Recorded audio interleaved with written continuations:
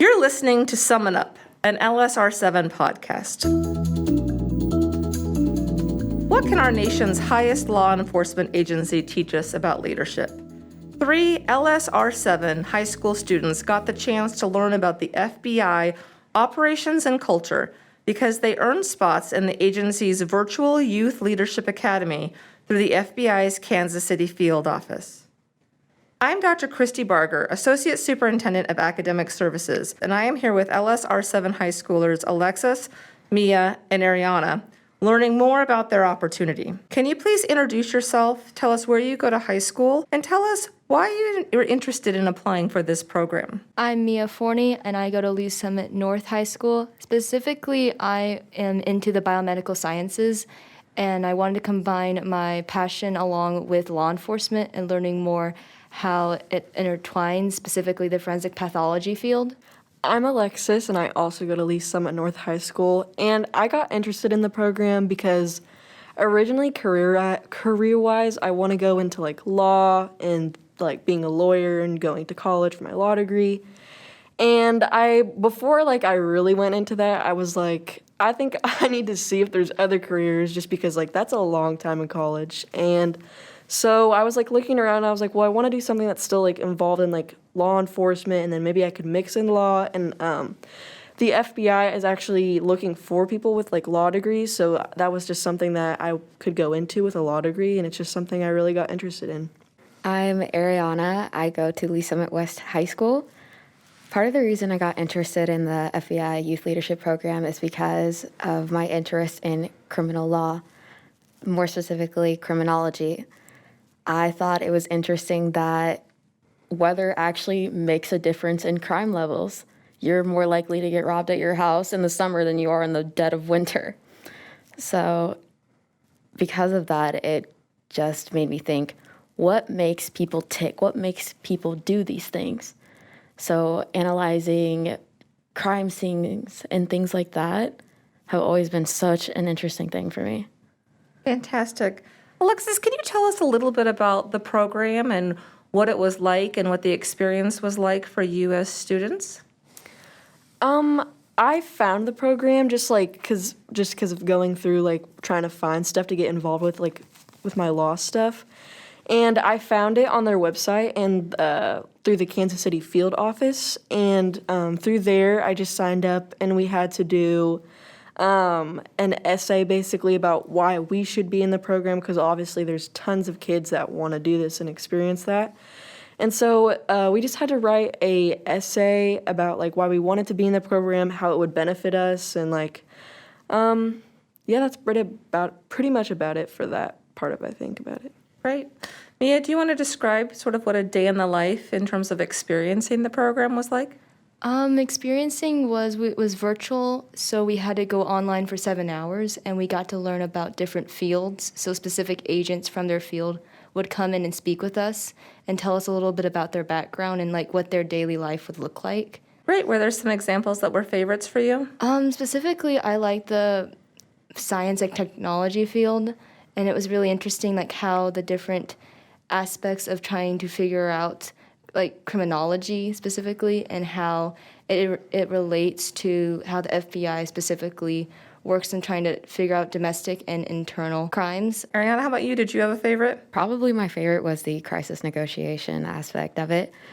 I thought that it was interesting how every case varies in length. It can be months, days, weeks, and how you basically have to calm the situation down. And without going into much detail, try to diffuse it in its learning how to talk to the person. I was really into the hostage negotiations, and that's something that I was there's no way I'm gonna like that.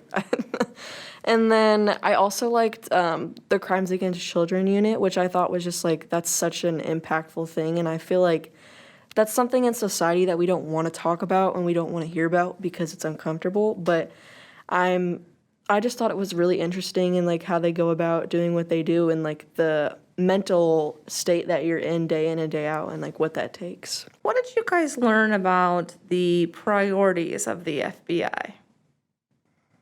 Their number one priority was finding counterattacks and eliminating terrorism in America. And because of 9/11 that just recently passed, our 20-year anniversary, it has always been their number one priority since then.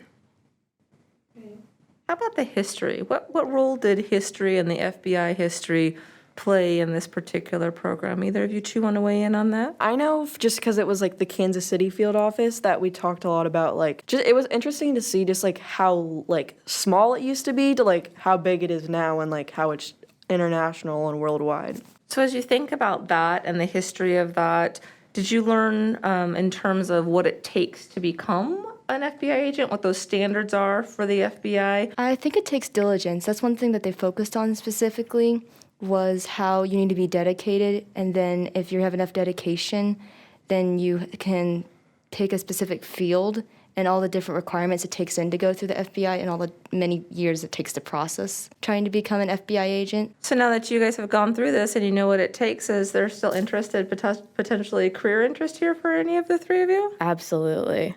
Definitely. For sure.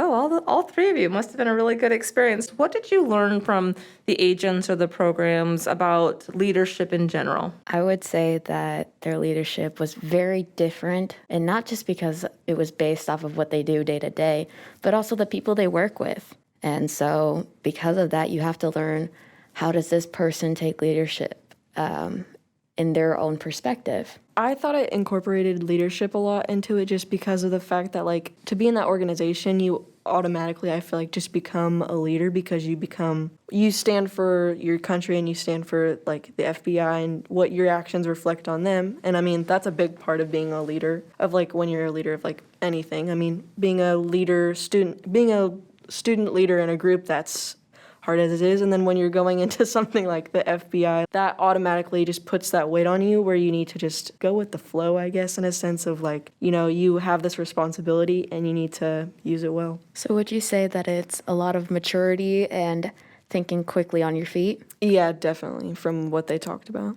Would you guys agree that as many people were being chosen to be picked for this, that they specifically looked for people who stood out, that were maybe possibly leaders in their own community? Yeah, definitely. Because I don't know about you, but personally, there are different things in everyone that make them a leader in their own type of way.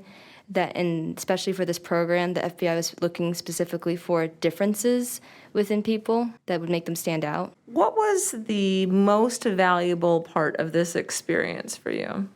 I would say the most valuable part was learning how different agents from different backgrounds all came together and that all had one common goal, is to protect the United States. It was very interesting learning like how different agents specialize in their own field and how they were so dedicated, and that I want to become just as passionate as they are as they would describe their fields. I definitely learned a lot more than I probably ever could have learned anywhere else. My biggest takeaway was how to get started later on. For me, I want to do some things before I go into the FBI. They showed us that we could join later and still have the same opportunities to be in these different fields. How are you bringing this experience back to Lee Summit North or Lee Summit West? I definitely know a lot of people who were, like, kind of in my position and, like, oh, I want to learn more about, like, criminal justice or, like, you know, being in the FBI, but I had never heard anything about it at all. So, and, like, when I told other people, they were like, where did you find this? Where did you hear about this? And I definitely know a lot of people that would probably want to come and do it next year for them. I was able to take away in, like, a leadership sense that I could be like, oh, I've done it, and, like, you should definitely do it. Like, it'll benefit you if this is something you really want to do, so. Like encouraging them to try it? Yeah, because I just had never seen anything about this. So when I found it, I was like, oh, jackpot. It's like finally get to do something with that. One of the things is definitely showing people how they could be a leader in different ways. One of them being just being able to get in front of a crowd and say, hey, I'm doing this, please contact me, things like that. Because I do that a lot on a day-to-day basis, because I do tutor people. I'm just like, hey, reach out to me if you need me.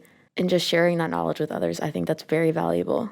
Well, this sounds like an amazing experience for three amazing young women, and I thank you all for being here and being part of this podcast. You can find more episodes of Sum It Up on Apple Podcasts or Spotify. Thanks so much for being with us today.